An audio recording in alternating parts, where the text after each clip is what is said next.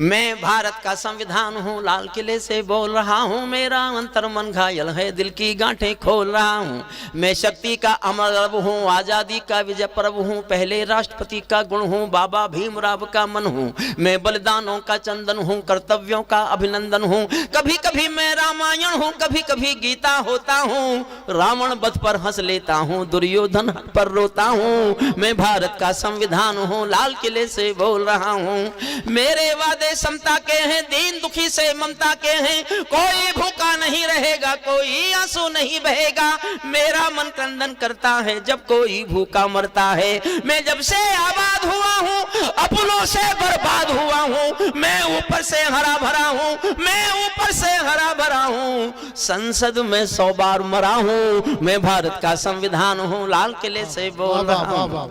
मैंने तो उपहार दिए हैं, मौलिक भी अधिकार दिए हैं, धर्म कर्म संसार दिया है, जीने का अधिकार दिया है, सबको भाषण की आजादी, कोई भी बन जाओ गांधी। यहां से सुनना कविता, यहां से कविता सुनना। सबको भाषण की आजादी, कोई भी बन जाओ गांधी, लेकिन तुमने अधिकारों का मुझ में लिख। संविधान कह रहा है, देश के 140 करोड़ लोगों से संविधान बात कर रहा है। समझने के लिए बस केवल इतना समझो, कवि नहीं बोल रहा, भारत का संविधान बोल रहा है। लेकिन तुमने उपचारों का मुझ में लिखे उपचारों का, लेकिन तुमने अधिकारों का मुझ में लिखे उपचारों का ये कैसा उपयोग किया है। सब नाजायज भोग किया है, सब नाजायज भोग किया है। मेरा यूं अनुकरण किया है जैसे सीता हरण किया है। मैं भारत का संविधान हूँ, लाल किले से बोल रहा हूँ। मैंने तो समता सौंपी थी, तुमने फर्क व्यवस्था कर दी। मैंने न्याय व्यवस्था दी थी, तुमने नर्क व्यवस्था कर दी। हर मंजिल थैली कर डाली, गंगा भी मैली कर डाली। हंस गंगा भी मैली कर डाली, गुंडे गंगा भी मैली कर डाली। न्याय व्यवस्था भी रोती है, गुंडों के घर में सोती है। पूरे कांप रहे यादों से, राजा डरता है प्यादों से। गांधी को गाली मिलती है, डाकू को ताली मिलती है। क्या आपराधिक चलन किया है, क्या आपराधिक चलन किया है। मेरा भी अपहरण किया है। मैं भारत का संविधान हूँ, लाल किले से। 2 लाइन सुनना साहब, संविधान बोल रहा है। मैं चोटिल हूँ, छत विक्षत हूँ, मैं चोटिल हूँ, छत विक्षत हूँ। मैंने यूं आघात सहा है जैसे घायल पड़ा जटायु, हारा थका करहा रहा है। जिंदा हूँ या मरा पड़ा हूँ, जिंदा हूँ या मरा पड़ा हूँ, अपनी नब्ज टटोल रहा हूँ। मैं भारत का संविधान हूँ, लाल किले से बोल रहा हूँ। मैं भारत का संविधान हूँ।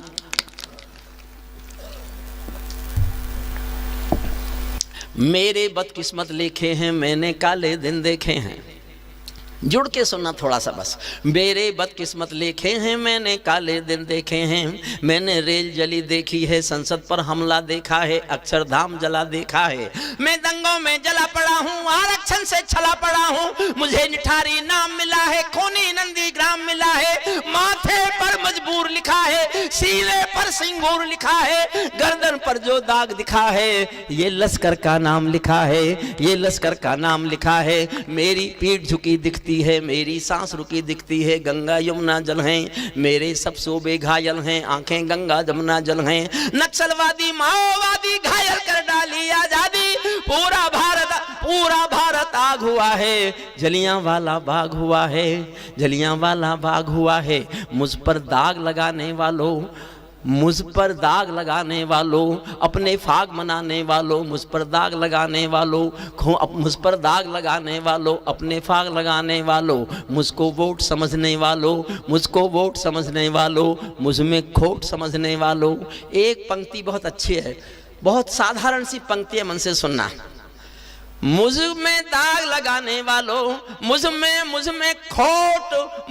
खोट दिखाने वालों, मुझको वोट समझने वालों, मुझ में खोट समझने वालों। मेरे पहरेदारों बोलो, दिल पर हाथ रखो फिर बोलो। जैसा हिंदुस्तान दिखा है, ऐसा मुझ में कहाँ लिखा है। मैं भारत का संविधान हूँ, लाल किले से बोल रहा हूँ, मैं भारत का संविधान हूँ।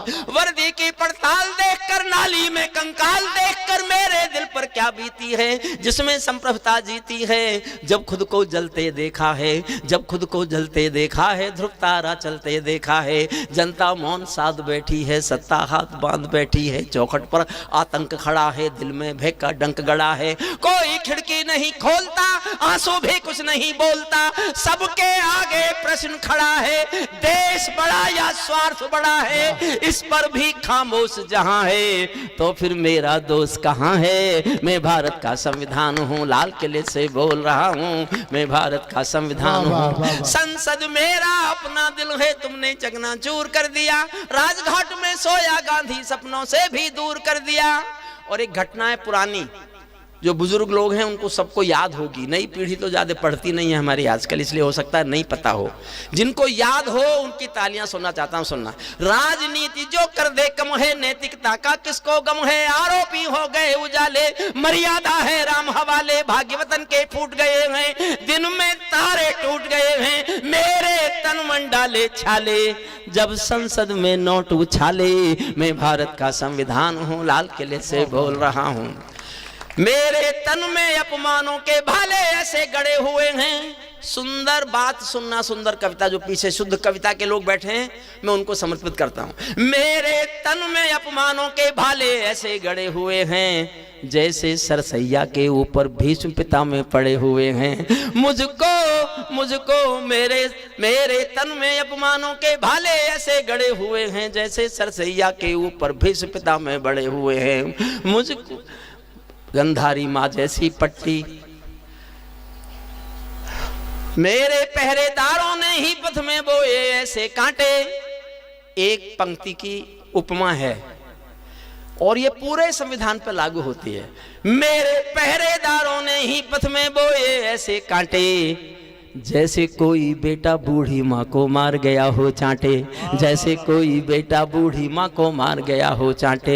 मैं लोहू में लथपथ होकर, मैं लोहू में लथपथ होकर जनपथ हर पथ बोल रहा हूँ, कोई नया खून जागेगा इसीलिए मैं खोल रहा हूँ। मैं भारत का संविधान हूँ, लाल किले से बोल रहा हूँ, मैं भारत का संविधान हूँ, लाल किले।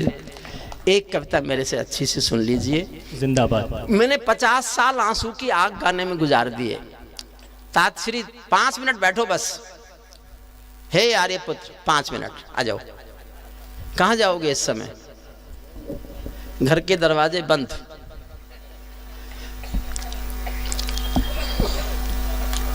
आप 6 साल की तपस्या है ये संतोष जी की, प्रभा संस्था की। देखिए ऐसी साहित्यिक संस्थाएं, ऐसे जुलते हुए दिए, इनकी रक्षा कीजिए, वरना राजनीति ने इतना प्रदूषित किया है देश। उस राजनीति के किए गए प्रदूषित देश में ये सांस्कृतिक संस्था ही हैं जो गुलाब जल छिड़क सकती हैं संस्कारों का। इसलिए इनको बचाइए, संभालिए, इनको संभालने की कोशिश कीजिए। और मैं एक सवाल सबके दिलों में खुला छोड़ के जाना चाहता हूं, सब अपने दिल पर हाथ रखकर सोचना कि ऐसा क्यों है, क्यों हो रहा है, क्यों होना चाहिए, क्यों होता है। एक फिर कहानी है आधी मिनट की, और ये सवाल छोड़ दिया आपके सबके दिल पर। मेरी तरफ से सोचना कि मैं आपको चुनौती दे के जा रहा हूं कि इस पर विचार करो, ऐसा क्यों हुआ, और अगर ऐसा हो रहा है तो फिर ये भारत अपने संस्कार संस्कृति खो रहा है। कहानी ये है कि एक बहुत अमीर महिला एक बहुत बड़ी कार में एक बहुत बड़ी साड़ी की दुकान पर आई और अपने दुकानदार को बुला के कहा, जल्दी से मुझे एक सस्ती सी साड़ी दे दो, मेरी नौकरानी की बेटी की शादी होने वाली है। ये कोई खास बात नहीं है, दुनिया की अमीर महिलाएं ऐसे ही करती हैं अक्सर, सबकी नहीं कह रहा हूं मैं, अक्सर। सस्ती सी साड़ी दे दो, मेरी नौकरानी की बेटी की शादी होने वाली है। ये कोई खास बात नहीं है। खास बात यह है कि आधे घंटे बाद एक 80 साल की बुढ़िया फटी हुई धोती पहने हुए टूटी फूटी रिक्शा में बैठकर उसी दुकान में आई और दुकानदार से कहा, मुझे इस दुकान की सबसे अच्छी साड़ी दे दो, मेरी मालकिन की बेटी की शादी होने वाली है। क्या कहने सर, वाह वाह वाह वाह। हमारी संवेदनाएं क्यों मरी? गरीब में हैं अभी भी, अमीरों की मर गई। उनके शौक अलग हो गए, उनके उपहार अलग हो गए। मैंने 50 साल आंसू की आग गाई है, मेरी एक कविता है जिसमें मेरी आंख के आंसू हैं। मैं भी सनातन धर्म में पैदा हुआ हूँ, हालांकि इस देश में कुछ भी संभव है। सनातन कोई क्या क्या बताने लगे, मलेरिया और जाने क्या क्या, लेकिन डरो मत, जब तक हिंदुस्तान में रामलीलाएं होती रहेंगी तब तक सनातन जिंदा रहेगा। क्या बात। ये अपनी अपनी सोच है सबकी। भगवान राम हमारे रक्षक देवता हैं, भगवान कृष्ण हमारे रक्षक देवता हैं। सनातनी लोग ऐसा मानते हैं, मैं भी मानता हूं, मैं भी सनातन धर्म में पैदा हुआ हूं, लेकिन मैंने उनको देखा नहीं है। माफ करना मुझे, मैंने भगवान कृष्ण भी नहीं देखे, मैंने भगवान राम भी नहीं देखे। वो हमारे रक्षक देवता हैं, मैंने नहीं देखे, लेकिन अगर स्वीकार करो तो मेरी ये बात स्वीकार करो, मैंने अपने वो रक्षक देवता देखे हैं जो वर्दी पहनकर सीमा पर खड़े हैं और देश की रक्षा कर रहे हैं। ये हमारे रक्षक देवता हैं। मैं जहाँ रहता हूँ मेरठ, एक विद्यार्थी करगिल के युद्ध में कैप्टन मनोज तलवार, पार्थिव शरीर आया था उसका, शहीद हो गया था। मैं भी अंतिम संस्कार में गया, बहुत भारी भीड़ थी, मैं बहुत पीछे था, अंतिम दर्शन भी नहीं कर पाया, तो मैंने पीछे खड़े होकर भीगी आंखों से एक छोटी सी कविता लिखी। जी स्वागत। इस कविता को सुन लीजिए और इसके बाद मैं आप सबसे हाथ जोड़ता हूँ, ये पाप मेरे सर मत लगवाना कि हमने अपने उन वरिष्ठ लोगों को नहीं सुना जो मेरे पीछे अभी पढ़ने वाले थे। अगर किसी भी तरह संभव होता तो वो सब पढ़ लेते, मैं तभी पढ़ता। मैं कविता कम पढ़ता हूँ, तमाशा ज़्यादा दिखाता हूँ, और मुश्किल ये है कि ये देश आजकल तमाशा ही देखना चाहता है। राजनीति ने इतना सिखाया, इतना सिखाया, इतना सिखाया कि हमने जो कुछ भी सिखाया उसको सबको भुला दिया राजनीति ने। अब उन्हीं का चलता है, उन्हीं के तमाशे याद रखे जाते हैं, हमारे कौन याद रखता है। सुनिए, मैं आपको एक कविता ये सुनाता हूँ और इसके बाद मैं फिर हाथ जोड़कर माफ़ी चाहता हूँ। मैंने जीवन में इस तरह कभी किया नहीं कि मैं कभी सम्मेलन के बीच में चला जाऊँ, लेकिन आज की मजबूरी समझ लीजिए। और स्वीकृति अगर नहीं दी होती संतोष जी ने, तो या तो संतोष जी को भरोसा नहीं था, उन्होंने सोचोगे एक आध कविता सुनाएगा। जब इतने सारे मुझे रुपए दिए थे तो आपने ये नहीं सोचा था कि ये बहुत कविता सुनाएगा। सुनिए, आप भी बैठ जाइए थोड़ी देर, आप लोग बैठ जाइए। मैंने अंग्रेजी में कहा था क्या? नहीं, वो शायद आपकी बात वहां तक पहुंची नहीं। अगर मेरी नहीं पहुंची तो आपकी पहुंचेगी। हाँ, कभी कभी बच्चों की किलकारी पहुंच जाती है। अच्छा, ठीक है।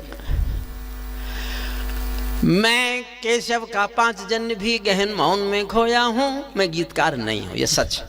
यहाँ सब श्रेष्ठ, हमारा स्वयं श्रीवास्तव श्रेष्ठ, हमारी बिटिया सोन रूपा श्रेष्ठ गीतकार, और वो बहुत बड़े कवि की, मेरी पीढ़ी के नायक डॉक्टर उर्मिलेश की पुत्री हैं वो। उनको तो ये विरासत में मिला है श्रेष्ठ। आदरणीय नुसरत मेहंदी जी हमारी उर्दू, अभी भी उर्दू चेयरमैन हैं, उर्दू एकेडमी की निदेशक हैं भोपाल में, बहुत जिम्मेदार पद पर हैं और बहुत जिम्मेदार शायरा हैं। और श्रद्धेय सब, आपसे भी मैं माफ़ी चाहता हूँ। आज एक भगा काली जैकेट कौन का, अच्छा जो जाना चाहते हैं वो मोबाइल आता नहीं है किसी का, ऐसे जाते हैं वो, इसलिए जा रहे हैं कि वो, ताकि आपको लगे कि वो इसलिए जा रहे हैं कि फ़ोन आ गया कोई बहुत ज़रूरी। 3 दिसंबर से पहले इस देश में कोई ज़रूरी फ़ोन नहीं आ सकता किसी के साथ। मैं केशव का 5 जन्म भी गहन मौन में खोया हूँ। उन बेटों की याद कहानी लिखते लिखते रोया हूँ। उन बेटों की याद कहानी लिखते लिखते रोया हूँ। जिस माथे की कुमकुम बिंदी वापस लौट नहीं पाई, छुटकी झुमके पायल ले गई कुर्बानी की यमराई। कुछ बहनों की राखी जल गए हैं बर्फीली घाटी में, वेदी के गठबंधन मिल गए हैं करगत की घाटी में। पर्वत पर कितने सिंदूरी सपने दफन हुए होंगे, बीच बसंतों के मधुमासी जीवन हवन हुए होंगे। टूटी चोड़ी धुला महावर रूठा कंगन हाथों का, कोई मोल नहीं दे सकता बसंती जज्बातों का, कोई मोल नहीं। टूटी चोड़ी धुला महावर रूठा कंगन हाथों का, कोई मोल नहीं दे सकता बसंती जज्बातों का। जो पहले पहले चुंबन के बाद लाम पर चला गया, एक पल का एहसास इतिहास मेरे साथ जीना। जो पहले पहले चुंबन के बाद लाम पर चला गया, नई दुल्हन की से छोड़कर युद्ध काम पर चला गया, उनको भी मीठी नींदों की करवट याद रही होगी, खुशबू में डूबी यादों की सलवट याद रही होगी, खुशबू में डूबी यादों की सलवट।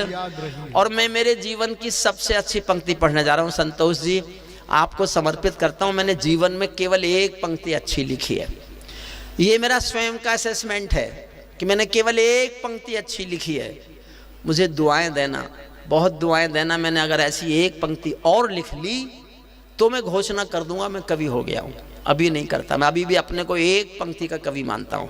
मेरे जीवन की सबसे अच्छी पंक्ति संतोष जी के इस प्रवाह कार्यक्रम में सुनिएगा। सुन, उनको भी मीठी नींदों की करवट याद रही होगी, खुशबू में डूबी यादों की सलवट याद रही होगी, उन आंखों की दो बूंदों से सातों सागर हारे हैं, उन आंखों की दो बूंदों से सातों सागर हारे हैं, जब मेहंदी वाले हाथों ने मंगल सूत्र उतारे हैं, जब मेहंदी वाले हाथों ने मंगल, उन आंखों की दो बूंदों से सातों सागर हारे हैं, जब मेहंदी वाले हाथों ने मंगल सूत्र उतारे हैं, गीली मेहंदी रोई होगी छुपके घर के कोने में, ताजा काजल छूटा होगा चुपके चुपके रोने में, जब बेटे की अर्थी आई होगी सुने आंगन में, जब बेटे की अर्थी आई होगी सुने आंगन में, शायद दूध उतर आया हो बूढ़ी माँ के दामन में, शायद दूध उतर आया हो बूढ़ी माँ के दामन में, वो विधवा पूरी दुनिया का बोझा सर ले सकती है।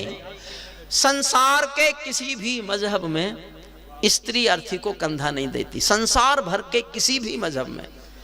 उत्तर प्रदेश राजस्थान में भरतपुर के पास एक गांव है अजान, ये कल्पना नहीं बता रहा मैं, सत्य घटना है। वहाँ का एक बेटा शहीद हुआ वीरेंद्र सिंह, सेना उसका पार्थिव शरीर लेके आई, उनकी पत्नी का नाम है गायत्री देवी, मैं उनके सम्मान में गया हूँ, मिला हूँ उनसे। तो उन्होंने पार्थिव शरीर आने पर गांव वालों की मर्जी के खिलाफ, सेना के अफसरों की मर्जी के खिलाफ, उनकी धर्म पत्नी ने शादी के दिन वाले कपड़े पहने और शमशान घाट तक अपने पति की अर्थी को कंधा दिया। ये दुनिया की पहली घटना थी जब कोई औरत अर्थी को कंधा दे रही थी। उसके बाद बहुत घटनाएं घट गई। तो जो घटना संसार में पहली बार घटे उस पर कोई क्या लिखेगा? मैंने एक पंक्ति लिखी है, उसको स्वीकारना। जब बेटे की अर्थी आई होगी सोने आंगन में, शायद दूध उतरवाया हो बूढ़ी माँ के दामन में, वो विधवा पूरी दुनिया का बोझा सर ले सकती है, वो विधवा पूरी दुनिया का बोझा सर ले सकती है, जो अपने पति की अर्थी को भी कंधा दे सकती है, जो अपने पति की अर्थी को भी कंधा दे सकती है। मैं ऐसी हर देवी के चरणों में सिर झुकाता हूँ, इसीलिए मैं कविता को हथियार बनाकर गाता हूँ, इसीलिए मैं कविता को हथियार बनाकर गाता हूँ। जिन बेटों ने पर्वत काटे हैं अपने नाखूनों से, कल्पना करो कैसे लड़ते होंगे -48 और +48 में। मेरा एक छोटा भाई अशोक चारण, उसने एक बहुत बढ़िया बात बताई, मैं उसी के नाम से बताता हूँ आपको। दुनिया का कोई भी अमीर से अमीर व्यक्ति, भारत के अमीर जितने भी हैं, टाटा है, बिरला है, अडानी है, अंबानी है, जो भी, या दुनिया भर के अमीर, मस्क है, एलन है, क्या क्या है, वो जो भी हैं, वो किसी को इस शर्त पे नौकरी दें कि मैं तुमको जो चाहो सैलरी दूंगा, 1 करोड़, 2 करोड़, 10 करोड़, 20 करोड़, लेकिन तुमको मेरे लिए मरना पड़ेगा। इस शर्त पर कोई नौकरी करेगा? गरीब आदमी भी नौकरी करेगा क्या कि तुम्हें मरना पड़ेगा मेरे लिए? फौज में जो नौकरी करने जाते हैं जानते हैं कि देश के लिए मरना पड़ेगा, फिर भी वो नौकरी करने जाते हैं। इससे बड़ा कोई त्याग नहीं हो सकता। जिन बेटों ने पर्वत काटे हैं अपने नाखूनों से, उनकी कोई मांग नहीं है दिल्ली के कानूनों से। जो सैनिक सीमा रेखा पर ध्रुव तारा बन जाता है, उस कुर्बानी के दीपक से सूरज भी शर्माता है। गरम दहानों पर तोपों के जो सीने अड़ जाते हैं, उनकी गाथा लिखने को अंबर छोटे पड़ जाते हैं। उनके लिए हिमालय कंधा देने को झुक जाता है, कुछ पल को सागर की लहरों का गर्जन रुक जाता है। उस सैनिक के शव का दर्शन तीर्थ जैसा होता है, चित्र शहीदों का मंदिर की मूरत जैसा होता है, चित्र शहीदों का मंदिर की मूरत जैसा।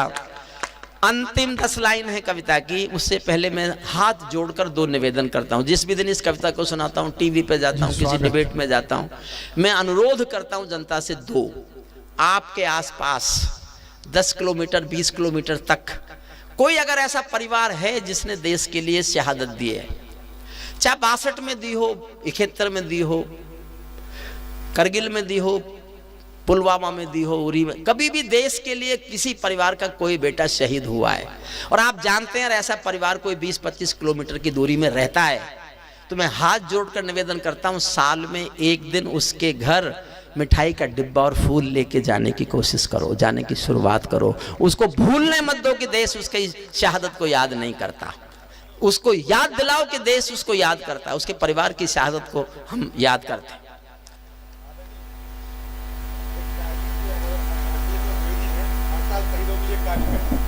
अच्छा, उनको प्रणाम, उनके सम्मान में एक बार जोरदार तालियां बजाइए सब। बहुत बहुत अच्छा। देखिए, उनसे ज्यादा कोई किस देश में बस वही एक प्योर किस्म की नस्ल है वो।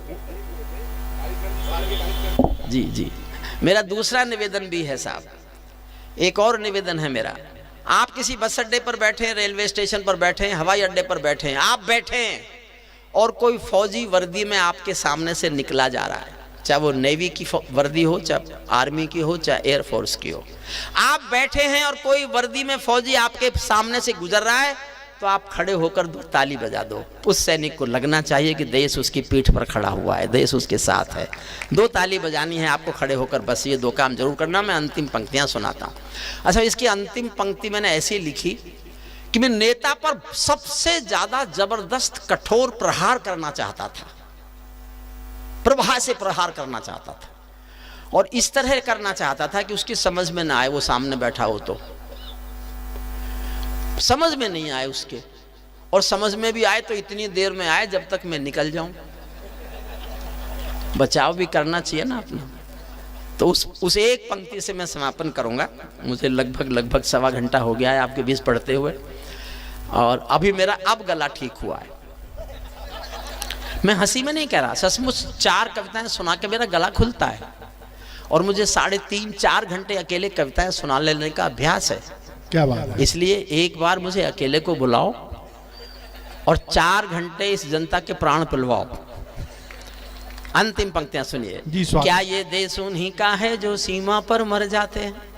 क्या ये देश उन्हीं का है जो सीमा पर मर जाते हैं, अपना खून बहा कर टीका सरहद पर कर जाते हैं। कोई युद्ध वतन की खातिर सबको लड़ना पड़ता है, संकट की घड़ियों में सबको सैनिक बनना पड़ता है। जो भी कौम वतन की खातिर मरने को तैयार नहीं, उसकी संतति को आजादी जीने का अधिकार नहीं, उसकी संतति को आजादी जीने। अंतिम लाइन सुनना, उसकी संतति को आखिरी लाइन पर मुझे घनघोर तालियों से विदा करना। उसकी संतति को आजादी जीने का अधिकार नहीं। सैनिक अपने प्राण गंवा कर देश बड़ा कर जाते हैं, सैनिक अपने प्राण गंवा कर देश बड़ा कर जाते हैं। बलिदानों की बुनियादों पर राष्ट्र खड़ा कर जाते हैं। जिनको माँ के बलिदानी बेटों से प्यार नहीं होगा, उन्हें तिरंगे को लहराने का अधिकार नहीं होगा। उन्हें बहुत बहुत धन्यवाद, बहुत बहुत आभार।